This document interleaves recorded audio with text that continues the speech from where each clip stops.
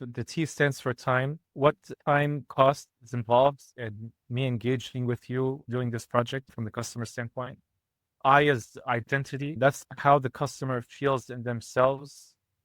For example, hire the cheapest guy and they do a shoddy work, they're going to feel like I wasn't really the leader of the house. I didn't really do good to my family. Emphasis for money, obviously, but money in terms of maybe opening the customer's eyes to what's the cost of not doing this repair that you need or not doing this project that you need. And making it very clear, not only here's the quote, sign here or not, but you're making them see clearly the psychological thing. When you present someone with options A, B, C, they're more actually to follow through and select one of the ones that you're giving them versus if you're saying it's like yes or no, here's the quote, take it or leave it, you're automatically triggering the option of not working with you.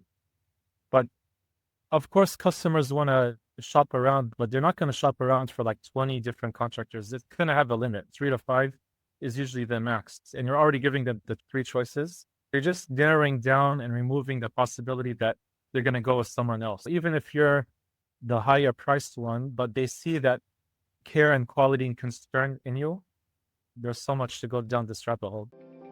You're listening to Brainwork Framework, a business and marketing podcast, brought to you by focus-biz.com. Welcome back to another episode. With us today is the owner of Web Services Pro. His name is Hakim, and he helps primarily home improvement contractors automate their lead gen and marketing processes using custom AI solutions. So excited to have you on. Hakim, how are you doing today? Thank you so much. I really appreciate it. Absolutely. So tell me more about your entrepreneurial journey. What were you doing before that kind of led you into the marketing AI automation agency you are today? Sure, depending on how far back you want to go. But this started really from the whole digital marketing experience where I was more doing the lead generation, Google ads, Facebook ads. The first step of the process of lead generation. One of the things I noticed is that there was a lot of leads falling through the cracks. And that wasn't really through any fault of the business owner. It's just a matter of juggling so many activities and so many tasks and not having enough time. Slowly that switched over, and that kind of corresponded with the rise of AI over this past year and a half or so.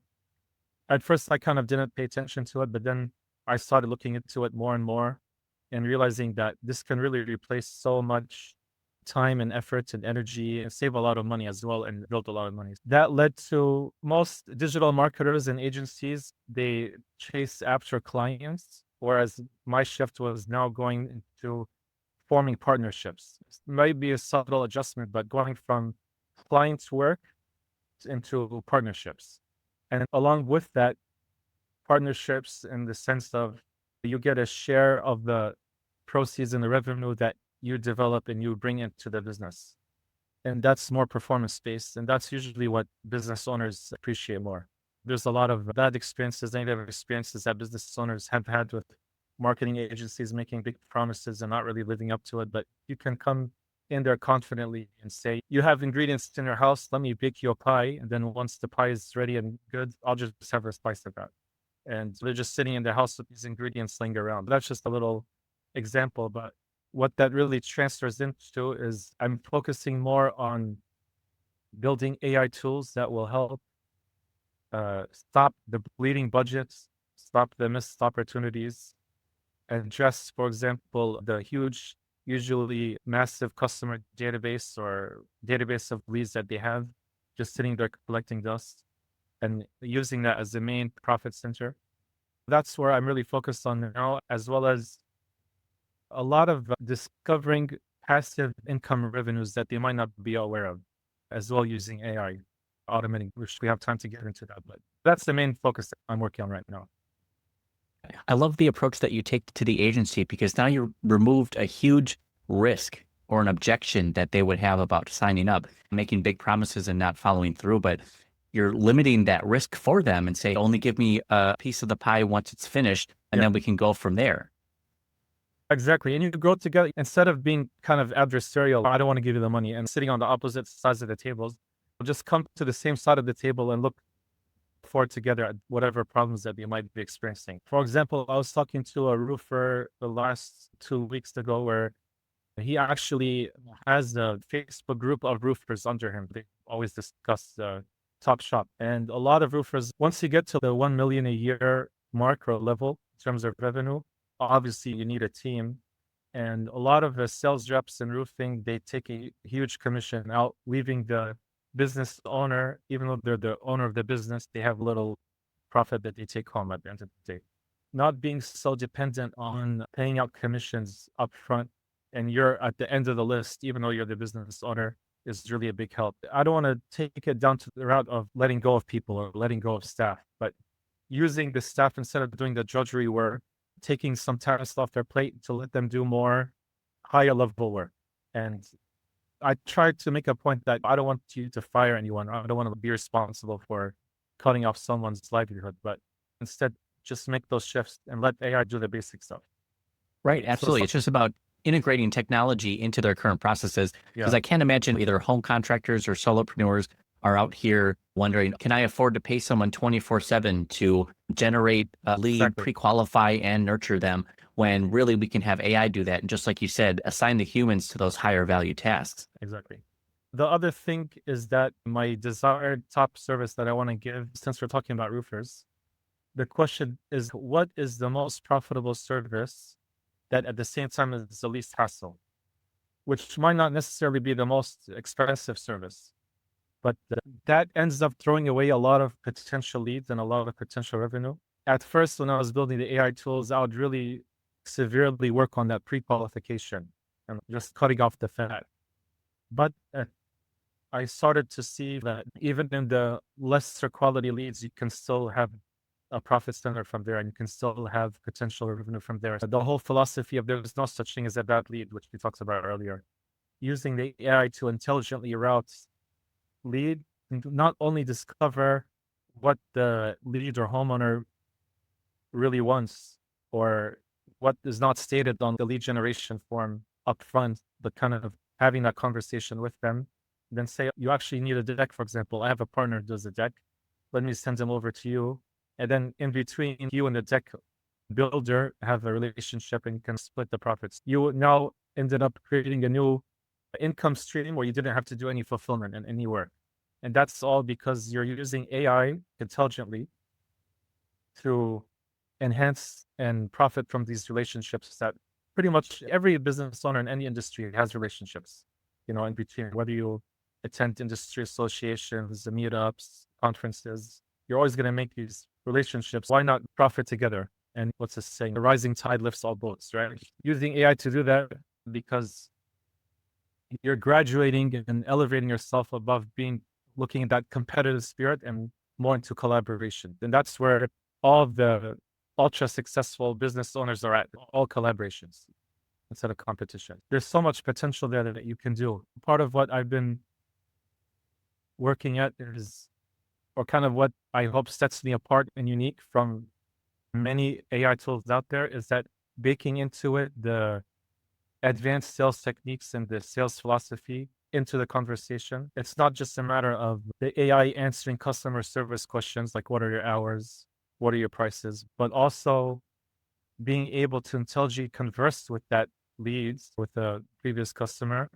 Just imagine if you had the leads that knew something about you already because they interacted with your business before and they answer 4 or 5 basic questions to identify what they want. What is the size of your roof? What materials do you want to use? What's the problem with your roof? They answer some basic questions. And so what I've done is made the ability to have it create a quote range. The result would be you can expect to pay between 13,000 to 18,000 for this new roofing project. You're not giving them exact quotes, which is a job of the technician or the contractor that comes. And then you're saying, okay, does this align with your timeline and budget? And if the lead says yes and approves that, that gets delivered to the roofing contractor or roofing business owner. They have a lead that's of the highest quality because now it's just taking orders. The lead already knows your prices. They already agreed to it. Another thing that I've included into that is one of my mentors, he has this concept called timer. These are 5 aspects of the sales process of where or why someone would say yes or no. A lot of times it's not only about I have the best prices.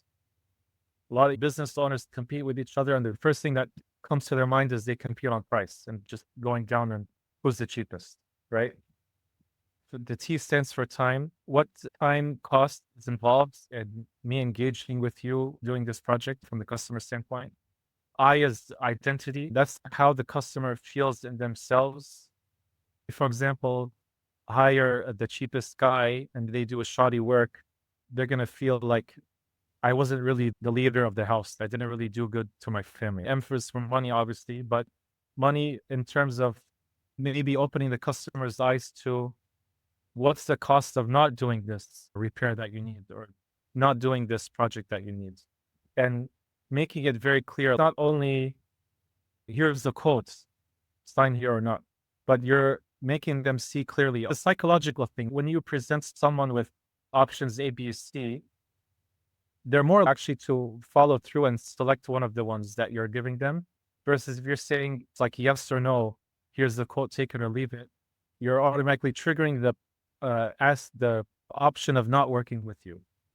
But of course, customers want to shop around, but they're not going to shop around for like 20 different contractors. It's going to have a limit. 3 to 5 is usually the max. And you're already giving them the 3 choices. You're just narrowing down and removing the possibility that they're going to go with someone else. Even if you're the higher priced one, but they see that care and quality and concern in you, there's so much to go down this rabbit hole. The E is for energy. As long as you remove any kind of obstacle that requires their energy input and just makes it done for them, is another aspect of inching them towards saying yes and working with you. And the R is for reputation. The reputation is the result of what comes along with working with you.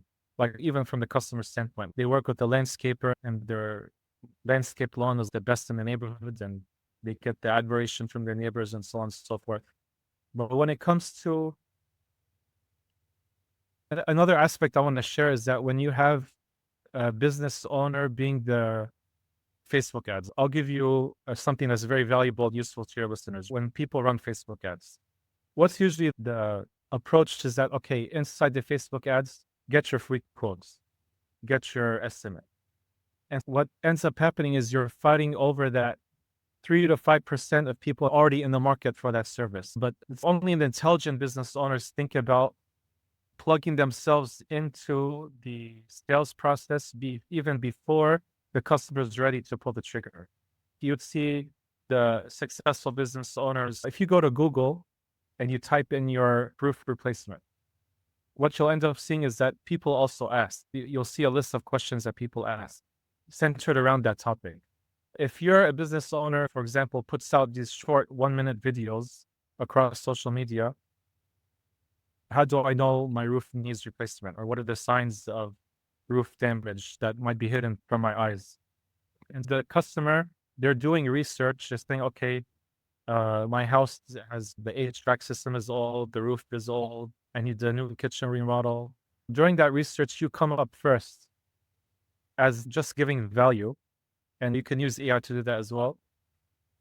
The customer now already has that relationship with you as a source of value, and you're going to be seen as in a much better light compared to like the 10 other storm chasers that knock down your door once the storm comes and say, let me fix your roof.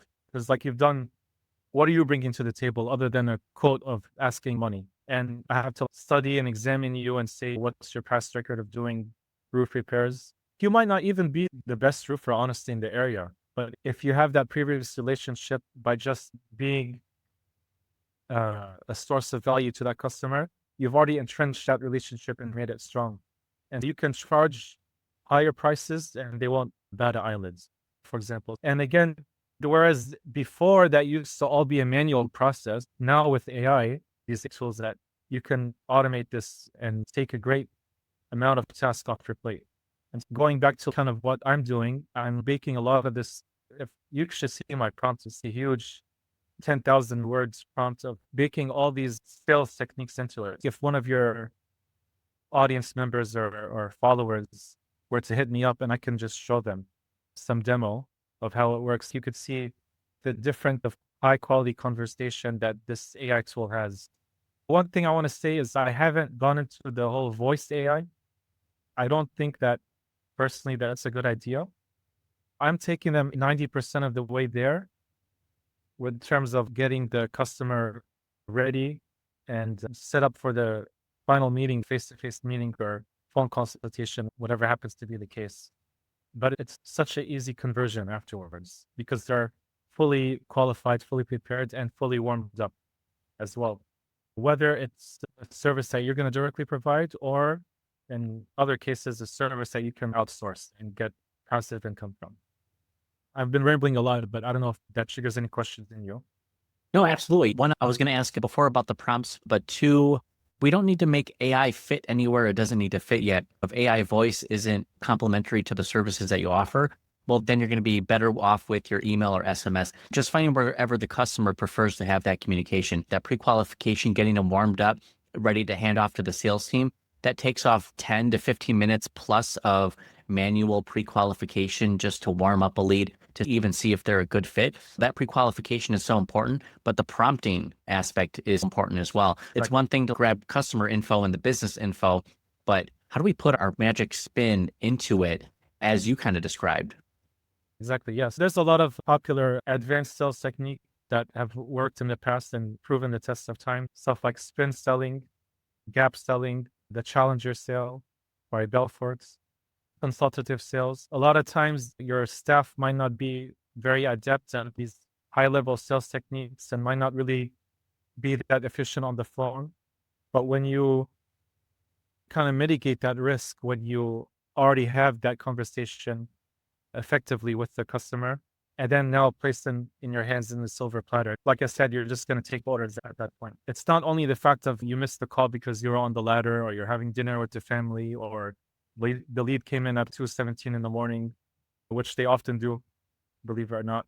It's the whole fixing the missed opportunities that you have, answering any objections that the customer may have as to why they should work with you.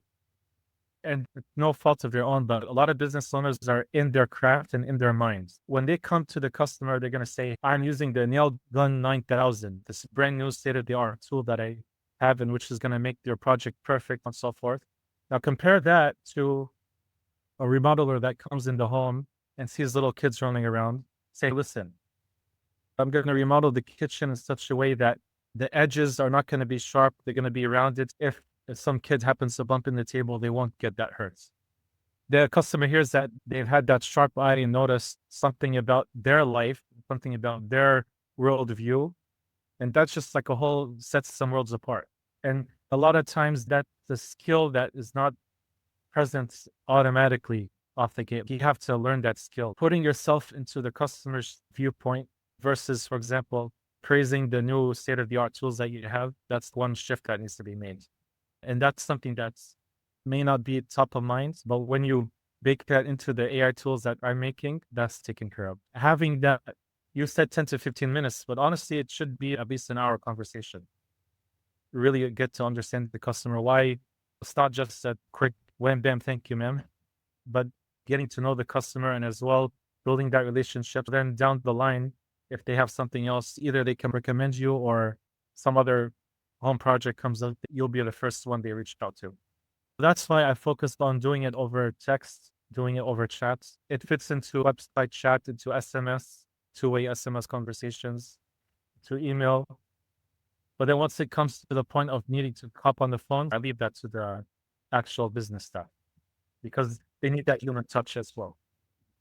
Another thing I wanted to really talk about is in football, for example, it's always easier to score a touchdown from the 5-yard line or the 10-yard line instead of always starting from the end of the field. If they've been in business for 5 years or more, they have a database already of almost spots or leads that didn't finish the conversion process. For whatever reason it might be, if they need financing or if they need whatever the reason that they didn't convert at that moment, because not everyone converts at the first encounter, right?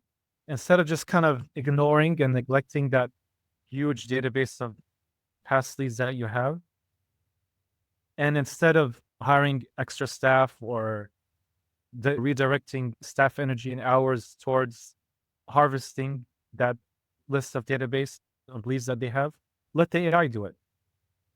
In my experience, between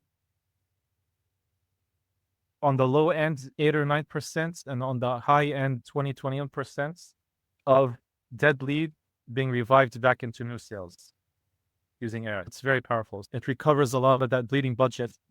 You can even use AI to customer lands on your website and they bounce off and they never fill out a form or call you. But now AI can actually identify them, who that customer is. It triggers an email to them, because usually it identifies them by email. It triggers the email to them saying you can tweak the message according to whatever business you happen to be, but it follows up with them so that they're not a lost opportunity. But really, it's a huge mistake to ignore and neglect your database of leads, as well as actual past buyers and customers, and only focus on the new strangers or the cold strangers that business owners tend to, I need more and more new leads. It's a leaking bucket, more volume, but stop the leaking bucket, first of all. That's the thing. So instead of yourself manually putting in that effort and time and energy into that, let the AI handle that. Then that's taken care of, and you get that 20% revenue or opportunity back to your bottom line. That's a very big thing I'm focused on when it comes to partnering with business owners. It's great because I think a lot of business owners are leaving money on the table right now. And like you said, there's holes in this bucket and they constantly say new leads. What about the current leads that we already have? Wouldn't we want to nurture them better? That's generally where the money is left on the table. And that's just like a 5-yard towards the touchdown. That's sometimes how little it takes. But even the point you missed their phone call, they're probably not going to leave a voicemail. They're just going to hop into the next listing on Google. Capturing them within those first 3 minutes is crucial right there as well. There's so many leaks in the bucket. It's not just one leak. There's multiple leaks in the bucket that you have to plug in to be able to not only survive, but thrive and grow. Absolutely. Totally agree. Now, Hakim, where can people find you online and get connected with you? They can find me on the website, www.webservicespro.co is the main website they can go to. I'm also on LinkedIn and Facebook and YouTube. I can give you those links as well to publish there, but send me a text, 571-297-7559. I don't mind giving the number out. That's not my personal cell phone number. Those are the main ways to get connected. Perfect. And we'll have those links available down in the show notes and the description. Now, Hakim, what are you most excited for in 2025? Seems like you have the system built out. It's helping a lot of businesses. What are you doing now that's been most impactful for you? You're starting partnerships, but how are you connecting with these people? Are you going out and knocking on their doors for the businesses? Are you reaching out and doing your own ads or content creation as well? I'm doing what I'm doing with you now, getting out podcasts. There's a whole idea of having an audience owner of the people that you want to help and target. Industry associations, podcasts, writing articles for industry magazines, working with other complementary agencies, for example, as well. There was a friend of mine, he said that he used to sell chocolate when he was about 14 years old. And he would first go knock on door by door business, something everyone loves. And he'd get doors smashed in his face, or they're just not going to answer the door. And it took his bag of chocolate, it took him the whole week to sell that. Whereas he went one time to a grocery store owner and say, stand outside the grocery store and sell these chocolates and I'll give you a kickback. Within 15 minutes, the chocolate was gone. Stepping into where there's already traffic is a much better, more efficient way to get the word out there. Absolutely. And now you're making people come to you instead of forcing going into their space. Hakim, we appreciate you coming on to share your tips and tricks and wisdom with us. For those who are interested, make sure you check out the show notes and description down below so you can get connected with Hakim here. Thank you again so much. We appreciate it. Looking forward to the future endeavors with all the systems that you've built out. Awesome. Thank you so much. And I appreciate it even more. I love to have this opportunity and nice to talk with you, man. Likewise. Thank you so much. I appreciate it.